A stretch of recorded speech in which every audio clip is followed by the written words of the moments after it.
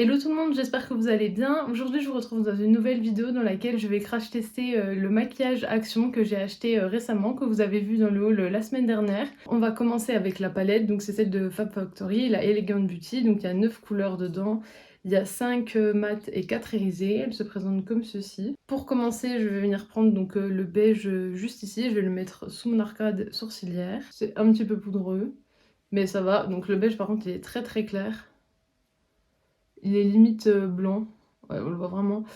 Bon, c'est pas grave, je vais continuer comme ça, je vais l'estomper. Je vais l'estomper un peu pour qu'il fasse un peu moins blanc, parce que là c'est très très clair quand même. Je vais venir maintenant prendre la teinte qui est juste ici, donc qui est un mauve un petit peu, et je vais venir la mettre en fard de transition. C'est pas mal poudreux, mais c'est plutôt bien pigmenté, ça s'estompe bien. Je vais venir prendre maintenant la teinte marronnée qui est juste ici, et je vais la mettre donc en coin externe. Ça a l'air bien pigmenté, bon, toujours poudreux, mais bon. Et en coin externe. Bon, c'est un peu moins pigmenté que ce que je pensais. Je le remonte un petit peu. Le marron, il est pas très pigmenté. Encore l'autre, je le trouvais pigmenté parce que c'est quand même un pastel, mais celui-là, c'est pas la folie. Maintenant, j'aurais bien encore foncé, mais on peut pas, on a juste ça comme fard. Celui-là, il est trop clair pour moi. Je pense que j'aurais dû mettre celui-là sous mon sourcil. Mais du coup, ben, ça réduit pas mal. Et puis, ben, celui-là et celui-là, je trouve qu'ils sont quand même assez similaires. Donc au final, il faut avoir la peau très très claire pour l'utiliser. Je vais voir ce que je vais pouvoir faire, enfin bon. Je vais venir maintenant prendre la teinte donc marron glacé et je vais venir la mettre sur le milieu de la paupière. Donc un petit pinceau. Oula, je pensais pas mais c'est très crémeux, du coup ça a fait ben, des gros bouts. Ben, il est très très beau. En plus il est pris au pinceau donc sans spray fixateur, sans rien, donc je pensais pas qu'il serait aussi beau. Il est très joli, vraiment j'aime beaucoup ce fard, il est bien lumineux, on le voit bien. C'est une très jolie couleur en plus, donc j'aime beaucoup ce fard. J'aurais bien mis soit celui-là, soit le orangé, soit le rose. Mais comme j'ai le fard à paupières liquide, ben, je vais plutôt tester le fard à paupières liquide. Donc là, on est plutôt sur un mat de ce côté, donc qui se présente comme ceci, qui est bien pigmenté. Dans le tube, il a l'air plus clair que quand on le pose. Je le retesterai et je vous mettrai dans la barre d'infos si le mat est bien, mais aujourd'hui, on va tester du coup le côté irisé, donc qui est comme ceci. Je trouve pas que les deux couleurs aillent spécialement ensemble. Ici, j'ai pris la teinte Oui Paris, donc il y avait d'autres couleurs.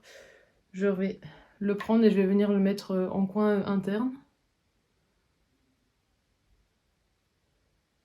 Il est bien foncé quand même.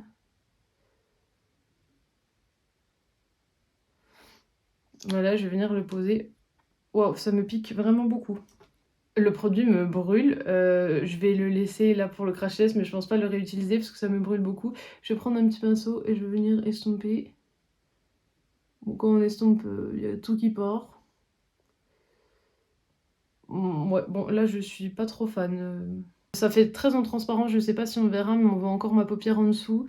Je m'attendais pas à ça et vraiment le produit me brûle, mais beaucoup, beaucoup. Sinon, au niveau des fards mat, bah, j'ai l'impression que j'ai qu'une couleur presque, donc je suis assez déçue. Il n'y a pas trop de différence en fait dans cette palette, donc je vais venir prendre la teinte, je vais prendre ce petit rose là, puisque là on est plutôt dans les teintes froides.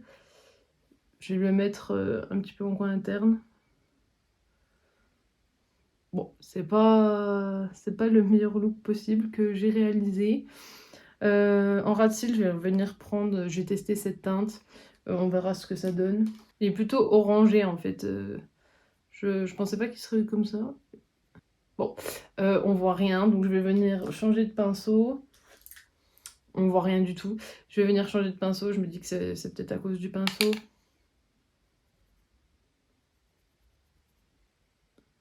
Bon, on voit pas plus, donc je pense que j'ai la peau trop foncée. Donc finalement, ben, je vais venir remettre la même couleur que mon coin externe. Bon, bah j'ai fini le look pour cet œil, donc voilà ce que ça donne avec ces deux produits.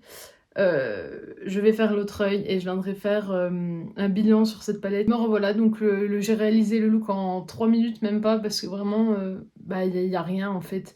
Je suis très déçue de cette palette.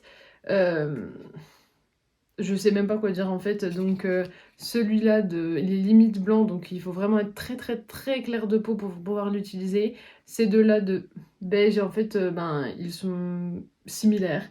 Il y a là on pense que celui-là est un peu plus foncé, mais finalement quand on les utilise parce que je suis venue le mettre, en dessous de mon sourcil, sur, bah, l'autre œil que j'ai fait en dehors de la caméra et il y a rien qui se passe. En fait, c'est exactement la même couleur. Bon celui-là de mauve, il est pas mal pigmenté.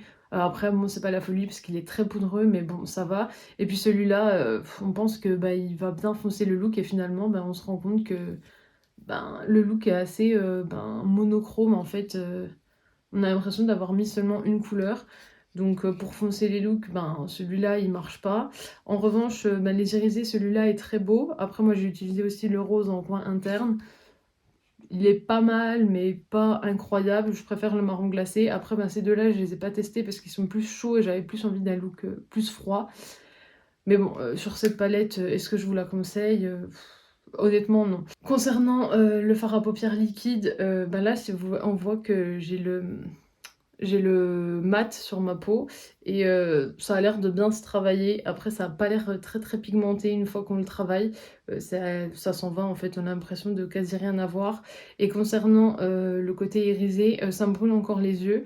Dès que je l'ai mis sur le deuxième œil, ça a commencé à me piquer. Et puis là, je sens encore que ça me chauffe. Donc dès la fin de la vidéo, je vais aller retirer tout ça parce que j'ai peur de faire une réaction allergique.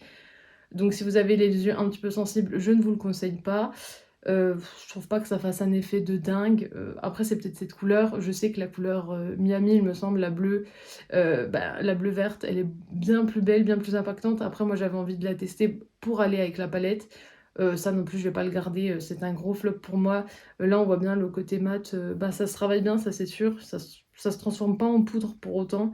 Mais il n'y a aucune pigmentation. Donc, pour moi, c'est un gros flop également. On va maintenant passer au mascara. Donc, il s'agit du mascara Twist Up The Volume. Donc c'est un bourgeois, c'est l'édition Ultra Black. Donc quand on le tourne pas, c'est pour la longueur, il est comme ceci. Et quand on le tourne, donc juste en bas, hop, il se twist en fait, il se tourne. Et puis ça passe pour le volume. On va commencer avec la version longueur, puisqu'il nous indique qu'il faut commencer donc avec la version longueur qui n'est pas retwistée. Ça dépose très peu de produit. Bon, voilà ce que ça donne, je suis pas fan du tout. Donc je vais venir mettre la seconde couche, je pense pas qu'il faille attendre. Je vais venir twister, puis je vais venir reprendre un petit peu de matière. Et puis bah, je vais venir mettre donc la seconde couche. Donc voilà ce que ça donne après donc le passage longueur sans twist et le passage volume avec twist. Finalement avec 2 couches j'aime bien, le résultat me semble assez beau. En effet il y a de la longueur, il y a du volume, pas incroyable au niveau du volume mais pas mal au niveau de la longueur. Il sépare bien les cils. Pour le moment je l'aime bien ce mascara, à voir sur la durée. Voilà ce que ça donne donc pour le mascara. Alors qu'est-ce que j'en pense? Bah, je trouve qu'il fait bien du volume. Après, c'est pas énorme puisqu'il dépose pas beaucoup de matière. Ça, si vous aimez les mascaras qui font un effet pas paquet mais qui laissent beaucoup de matière sur les cils, ben, vous n'aimerez pas parce qu'il y en a pas beaucoup. Il fait de la longueur. Bon, après, c'est pas le meilleur mascara niveau longueur, mais c'est pas mal. Ça faisait longtemps que j'avais pas aimé un mascara et celui-là, je pense que je vais l'aimer. On va maintenant passer aux lèvres. Donc j'ai choisi le crayon de Max More, le 344 en teinte muffin. Il se twist comme ça et apparemment ils sont très bien, donc on va tester. Ah bah super, la mine déjà elle rentre. Il faut pas s'arracher les lèvres pour pouvoir les dessiner, donc ça c'est pas mal. J'aime beaucoup la couleur aussi, c'est un joli nude rosé, donc je trouve ça très joli. Là j'en ai mis un petit peu partout, mais c'était juste pour le tester. La mine au début elle fait mal parce qu'elle est très fine en fait, elle est très pointue donc ça fait un petit peu mal, mais une fois qu'on l'a bien passée donc elle s'arrondit et donc ça ne fait plus mal. Celui-là je le valide, c'est facile à dessiner, la couleur est très jolie donc ça j'aime bien. Mais là maintenant on va tester donc le rouge à lèvres longue tenue, donc en teinte Blossom et donc bah, c'est censé être un mat qui tient très longtemps, donc la couleur est comme ceci. J'avais choisi cette couleur parce que l'autre c'était un bordeaux et je m'étais dit bon avec le rose ça ira un petit peu mieux, mais bon ça a pas l'air fameux. Voilà ce que ça donne donc pour le côté, donc on est sur un violet plutôt, un rose violine. La couleur est pas mal, en caméra je vois que vous la voyez plus rose, en réalité elle est plus violette. Par contre l'odeur du produit est affreuse, ça me pique les yeux tellement l'odeur est mauvaise. Je sais pas si le produit est périmé, pourtant je viens de l'ouvrir, il était bien emballé, là c'est une nouveauté donc je comprends pas pourquoi ça fait cet effet. Mais là l'odeur j'aime pas du tout. Heu, la couleur j'aime pas trop, sur moi. J'ai laissé sécher, le rouge à lèvres, il colle beaucoup et vraiment l'odeur, me gêne énormément. Voilà, il colle extrêmement aux lèvres, donc on va mettre la partie gloss pour, et plus que ça colle. J'ai l'impression que ça a bougé autour, enfin au niveau de l'intérieur de la bouche, c'est pas beau du tout. Au niveau des commissures, ça a bougé aussi. En revanche, ça ne transfère pas parce qu'il y a rien du tout, sur l'embout de mon gloss, donc le côté mat marche réellement. Mais est-ce que j'aime le résultat? Bah, pas du tout. Je vous avais dit que j'avais fait une vidéo avec le Shine Loud de NYX et j'avais déjà pas aimé, donc là, bah, je n'aime toujours pas. J'aime pas du tout donc ce produit, si vous aimez l'effet, ben, longue tenue, d'un mat mais avec, le côté gloss, ben, d'un gloss, le côté glossy d'un gloss, ben, pourquoi pas le tenter pour vous? Après moi je trouve pas que la couleur soit très belle. Il y a d'autres couleurs, chez NYX qui sont bien plus belles. Bon après là on est sur un produit qui coûte quasi 10 fois moins cher.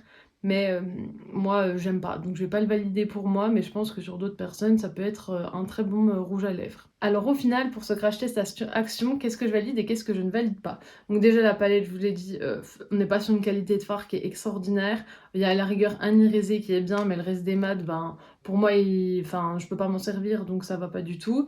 Donc je vous la conseille pas, mis à part si vous êtes très clair de peau. Pour le mascara, là je vois que c'est en train de redescendre, donc j'aime pas trop. Mais au début, enfin, l'application était belle, donc je peux vous le conseiller si vous aimez les mascaras qui ne laissent pas beaucoup de matière sur les cils. Au niveau du crème à lèvres, rien à dire, je le trouve très bien, à voir s'il tient dans la durée. Mais pour le moment, je le trouve bien. C'est toujours utile un crème à lèvres dans ces teintes, donc ça, je vous le conseille. Le fard à paupières liquide, en revanche, je ne vous le conseille pas. Bon, là, il a bien séché sur ma main, mais enfin, il n'y a aucune pigmentation, donc ça, c'est pas top. Et le côté irisé, ben, moi, me pique les yeux. Donc si vous avez les yeux sensibles, je ne vous le conseille pas. Et en plus, c'est plus un effet topper. Bon, ça fait des jolies paillettes, mais c'est pas l'effet des Huda Beauty. Donc là, c'est pas un dupe non plus. Sur cette palette, c'est pas un dupe. La qualité n'est pas du tout là. Les couleurs, elles sont similaires, mais pas pareil, pas comme plutôt dans les W7 qui font vraiment des dupes quasi parfaits. Là, c'est pas le cas, donc ce n'est pas un dupe validé. Et puis ici, au niveau du rouge à lèvres, est-ce que je le valide? Moi, je le valide pas sur moi parce que déjà, j'aime pas la couleur, j'aime pas l'effet qu'il fait. Là, il a un peu filé dans les commissures, donc moi, j'aime pas. Puis vraiment, il y a l'odeur qui est très dérangeante, qui moi me pique les yeux, donc il faut faire attention avec ce produit. Moi, personnellement, je vais pas le valider. Vraiment, je vous le conseille pas. Donc aujourd'hui pour ce crash test action, je vais pas valider grand chose, quasi tout, ne m'a déplu donc je suis assez déçue. Ça va que c'est des petits prix mais vraiment je vous conseille pas là ce que j'ai acheté aujourd'hui, mis à part peut-être, donc le crème à lèvres et le mascara, mais sinon, passez votre chemin sur ces produits. J'espère que la vidéo vous a plu, vous pouvez toujours, l'aimer, la partager, la commenter et bien sûr pensez à vous abonner donc à mon TikTok sur laquelle je suis très active et bien sûr pensez à vous abonner donc à ma chaîne YouTube parce que ça me fera toujours plaisir.